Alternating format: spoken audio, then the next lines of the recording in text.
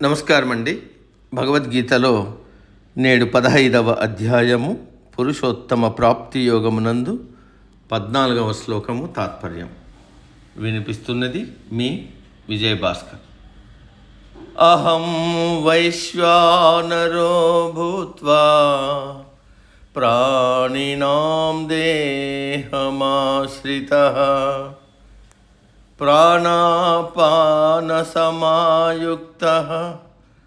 పచామ్యన్నం చతుర్విధం.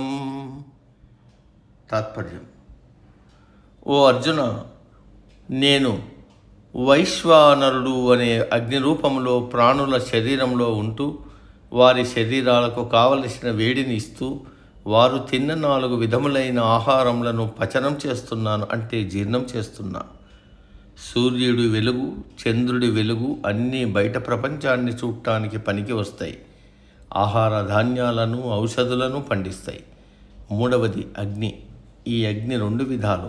మొదటిది బయట ఉండే అగ్ని, రెండవది అన్ని వస్తువులలో, పదార్థాలలో, భావాలలో అంతర్లీనంగా ఉండే అగ్ని. ప్రతి వస్తువులో అగ్ని అంతర్లీనంగా ఉంటుంది. 2 వస్తువులు రుద్దుకుంటే వేడి పుడుతుంది. రాయి, ఇనుము లాంటివి రాచుకుంటే అగ్ని కణాలు పుడతాయి. అలాగే భావాలలో కూడా అగ్ని ఉంటుంది. కామాగ్ని, కోపాగ్ని అని కూడా అంటూ ఉంటాం.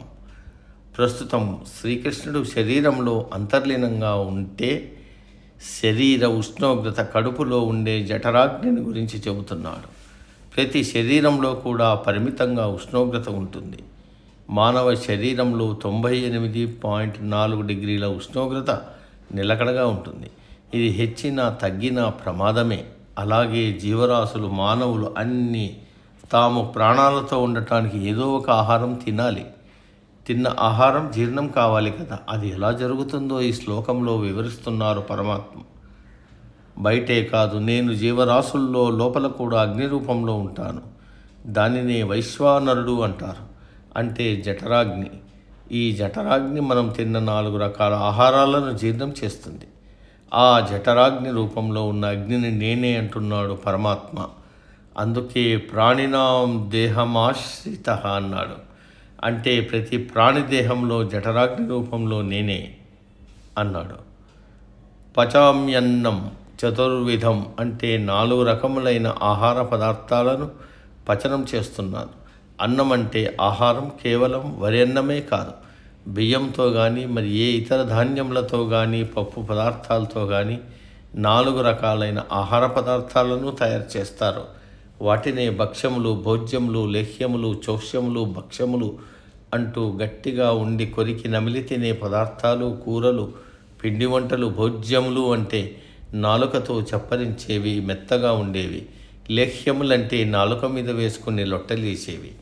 పచ్చళ్ళు, హల్వాలు మొదలగు పల్చటి మెత్తటి పదార్థాలు. చోష్యములంటే పానీయాలు, నోటితో జుర్రుకునే పల్చటి పదార్థాలు. వివిధ రకాలైన పానీయాలు. మనం రోజు తినేవి అన్నీ 4టిలో ఏదో ఒక రకమును చెందినవి ఉంటాయి. ఈ ఆహార పదార్థాలను మనం నోటితో తింటాం. అవి గొంతు గుండా జీర్ణాశయంలోకి వెళ్తాయి. అక్కడ ఒక విషయం మనం గుర్తుపెట్టుకోవాలి. గొంతు దాకా మన ఇష్టం. ఏది తినాలి, ఏది తినకూడదు అని మనం నిర్ణయించుకుంటాం. ఒక్కసారి గొంతు దిగితే తర్వాత వైశ్వానరుడి ఇష్టం. నువ్వు పాయసం తిన్నా, విషం తిన్నా తన పని తాను చేసుకుపోతాడు. ఆ వైశ్వానరుడే జఠరాగ్ని. మనము తిన్న అన్ని పదార్థాలను వివిధ రసములతో కలిపి జీర్ణం చేసి అగ్నిలాంటి శక్తి. దానినే జీర్ణశక్తి అని కూడా అంటారు. ఇక్కడ మరొక విషయం కూడా చెప్పాడు శ్రీకృష్ణుడు. ప్రాణాపాన సమాయుక్త, అంటే ప్రాణము అపానము కూడినది. లోపల ఉండే జఠరాగ్ని బాగా ప్రజ్వరిల్లాలంటే గాలి కావాలి కదా. అదే మనం పీల్చే గాలి, వదిలే గాలి. ఉచ్ఛ్వాస నిశ్వాసముల ద్వారా ప్రాణవాయువును పీల్చి వదులుతుంటాం. ఈ ప్రాణవాయువు లోపల ఉన్న అగ్నికి శక్తిని ఇస్తుంది. ఆ శక్తి వల్ల జఠరాగ్ని మనం తిన్న 4 విధములైన ఆహార పదార్థాలను జీర్ణం చేస్తుంది. అందుకే అన్నం తినేటప్పుడు ఒక మంత్రం చదువుతారు.